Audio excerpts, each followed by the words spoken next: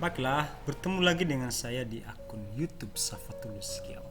Teman-teman sekalian, pada video berikut ini kita akan berbincang-bincang, atau tepatnya bukan berbincang-bincang sih, tapi saya akan melanjutkan pembahasan kita tentang beberapa cara atau langkah-langkah untuk mengetahui, dan kita masih terus belajar menurut para ahli, sebab ya, saya pikir apa yang mereka sampaikan ini perlu kita contoh sebelum kita sampai kepada kesimpulan, sebelum kita memutuskan apakah ada cara lain. Bagi teman-teman yang coba untuk mencari tahu atau menemukan cara saya mengetahui seharusnya ini dan itu, ya silakan saja. Tetapi pada video saya ini kita akan banyak berbicara dan saya akan banyak berbicara menjelaskan tentang cara bagaimana saya mengetahui menurut para ahli. Sebenarnya teman-teman sekalian, untuk topik ini saya sadar dari buku Filsafat dari Perspektif Kristiani. Ini salah satu buku, saya kelupaan di mana bukunya, dan di sana menarik menjelaskan tentang bagaimana cara saya mengetahui. Ini ada hubungannya dengan kekristenan, karena filsafat itu selalu mempertanyakan hal-hal yang berkaitan dengan iman Kristen. Selalu mempertanyakan hal-hal yang berhubungan dengan iman Kristen.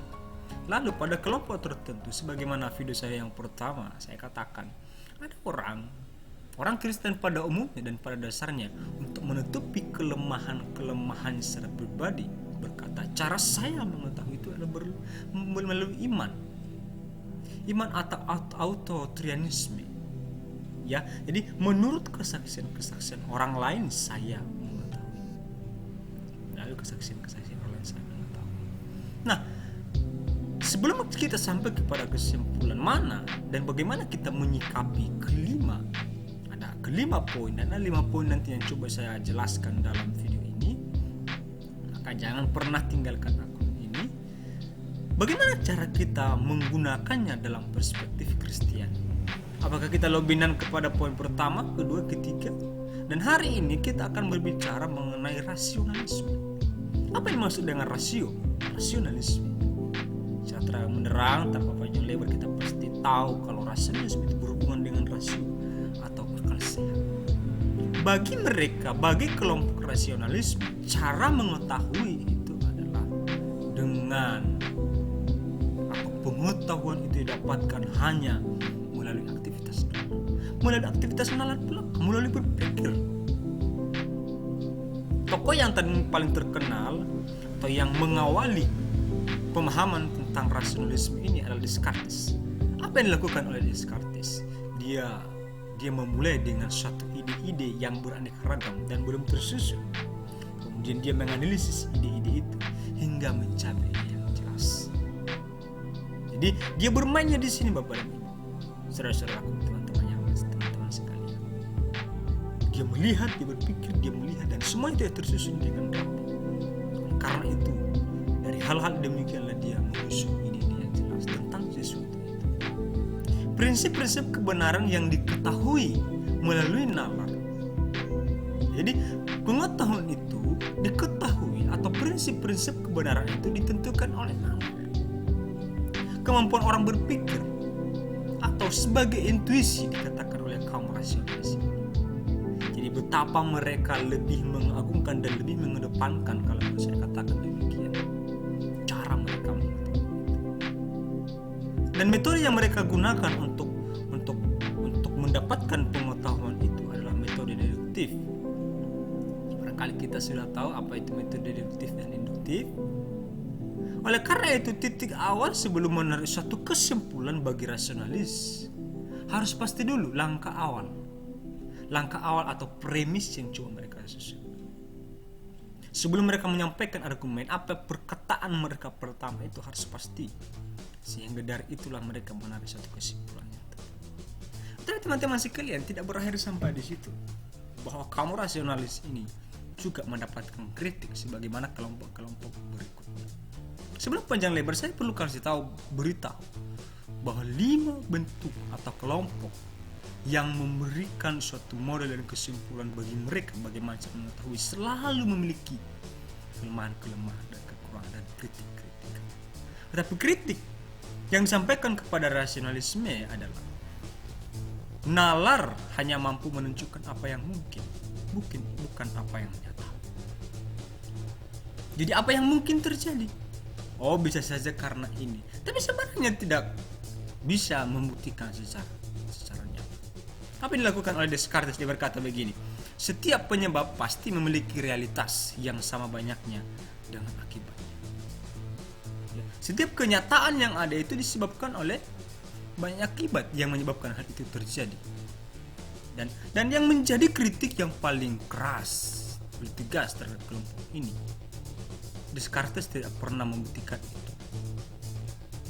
Dia tidak pernah membenarkan, dia tidak pernah bisa dibuktikan.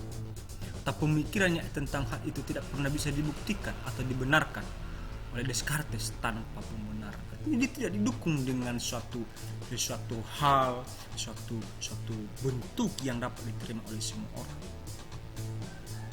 Dan akhirnya kaum rasionalisme tidak mampu menentukan mana yang benar. Nah, ini dia. Kenapa mereka tidak mampu menentukan apa yang benar? Misalnya saya katakan begini, di lapangan badminton itu ada garis dan tidak ada garis. Bisa saja kaum rasionalisme mengambil kesimpulan bahwa di dalam itu, di lapangan badminton itu ada garis. Tapi mereka tidak mampu membuktikan itu.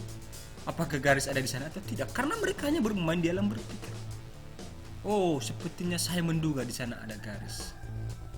Dia berpikir begitu, dia menentukan. Tapi mereka tidak mampu membuktikan. Manakah yang benar? Manakah yang dibenarkan waktu saya mengatakan mengetahui? Ya. Di mana saya dibenarkan ketika saya berkata saya mengetahui? Tidak. Oleh karena itu rasio tidak dapat menuntun dalam situasi ini. Mereka tidak mampu menuntun kita untuk membuktikan benarkah apa yang ada di dalam pikiran, karena mereka hanya bermain di dalam berpikir. Tidak pernah dibuktikan dengan kenyataan, tidak pernah dibuktikan di lapangan. Bisa saya katakan hanya ide-ide saja. Kalau saya dapat katakan salah satu contoh dalam menyusun kurikulum itu, misalnya, beda yang disusun oleh pemerintah Kemendikbud, lalu berbeda apa yang terjadi di lapangan. Barangkali sangat sempurna apa yang disampaikan atau apa yang tertulis, yang dibukukan oleh Kemendikbud tentang kurikulum. Pada kenyataannya di lapangan tidak seperti itu. Perbedaan pendidikan di Jakarta dan di Kepulauan Nias itu sangat berbeda. Kalau kami di Nias ini, atau kita yang ada di Nias, menerapkan kurikulum yang dipakai oleh standarnya Jakarta di Nias, habis kita tidak akan mampu mencapai.